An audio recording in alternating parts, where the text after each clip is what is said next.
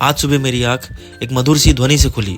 ध्वनि इतनी तेज थी और मधुर थी कि मैं अपने आप को दरवाजा खोलने से रोक नहीं पाया। जब मैं दरवाजा खोला तो देखा सामने बहुत सारे मोर आपस में बातें कर रहे थे। यह दृश्य इतना शानदार और मनमोहक था कि मानो मेरा आज का दिन सफल ही हो गया।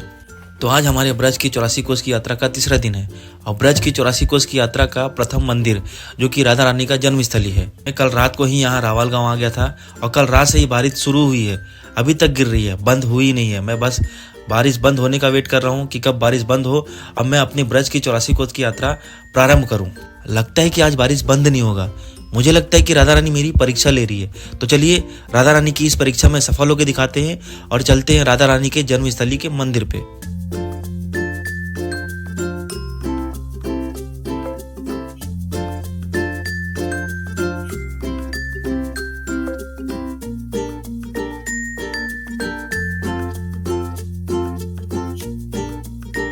मुझे ऐसा लग रहा है कि मुझे संकेत मिल रहा है प्रकृति से, पेड़ पौधों से, जीव जंतु से, पशु पक्षी से।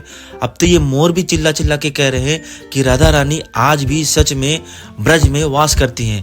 रावल गांव में, बरसाने में, पूरे ब्रज में राधा रानी वास करती हैं। और ये देखिए सामने पेड़ पे मोर बैठा हुआ कितना सुंदर लग रहा है। देखिए टुकुर टुकुर दाएं बाएं अपना सर गर्दन कैसे हिला रहा है।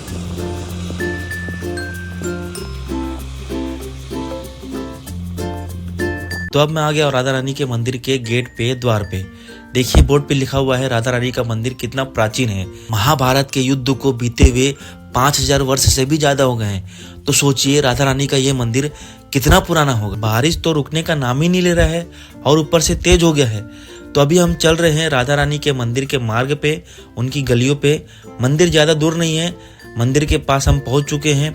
तो चलिए सफर को ऐसे यही जारी रखते हैं और करते हैं राधा रानी के दर्शन।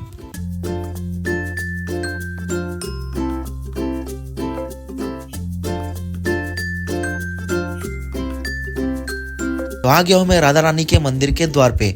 देखिए बोर्ड में लिखा भी है रावल राधा रानी देवी मंदिर।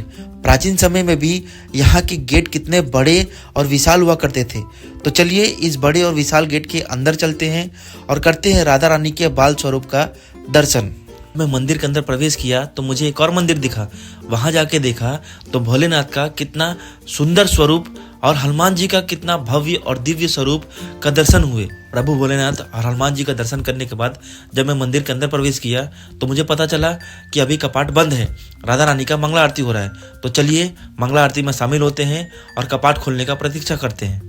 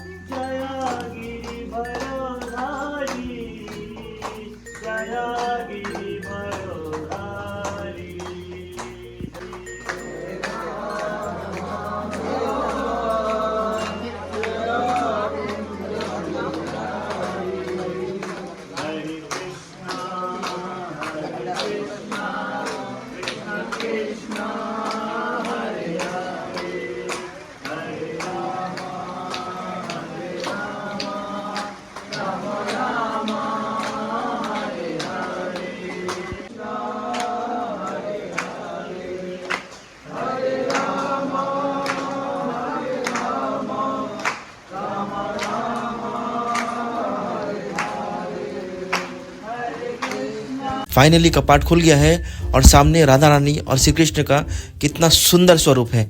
इधर साइड में लाडली जी का, राधा रानी का बाल स्वरूप है जब वो अपने घुटनों के बल चलती थी। और ये ब्रजभान जी का महल है और इस ब्रजभान जी के महल में वो अपने घुटनों के बल खेल के क्रीडाएं खेला और खेल करती थी। तो अभी हमें रावल गांव के लाडली जी के मंदिर में, यहीं पे राधा रानी का जन्म हुआ था। यहीं पे राधा रानी अपने घुटनों के बल खेली थी, पली बड़ी थी और बाद में बरसाना गई थी।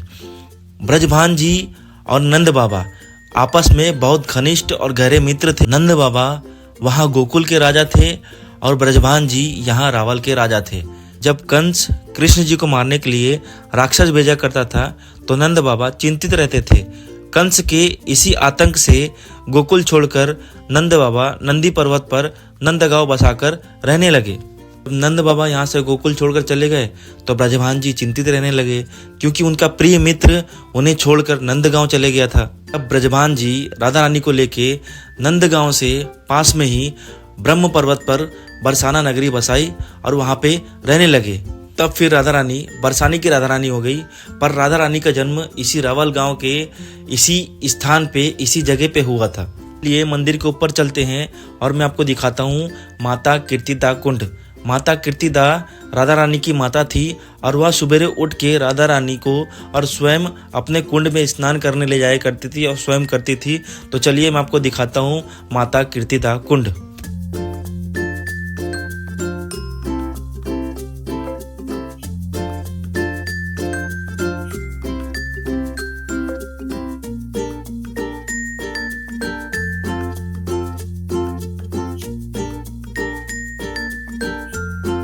देखिए ये वही कुंड है जहाँ पे माता कीर्तिदा खुद स्नान करती थी स्वयं और राधा रानी को भी स्नान कराती थी। तो इस कुंड का नाम है कीर्तिदा कुंड। और यहीं से आगे आपको यमुना नदी दिखेगी। मैं जूम करके दिखाता हूँ। ये देखिए वो यमुना नदी है। तो यह मंदिर से थोड़ी दूर पे यमुना नदी बहती थी, बहा करती थी। और यह वो स्थान है जहाँ पे राधा रानी ने जन्म लिया था। चलिए इस वीडियो का सफर यहीं पे ख़त्म करते हैं।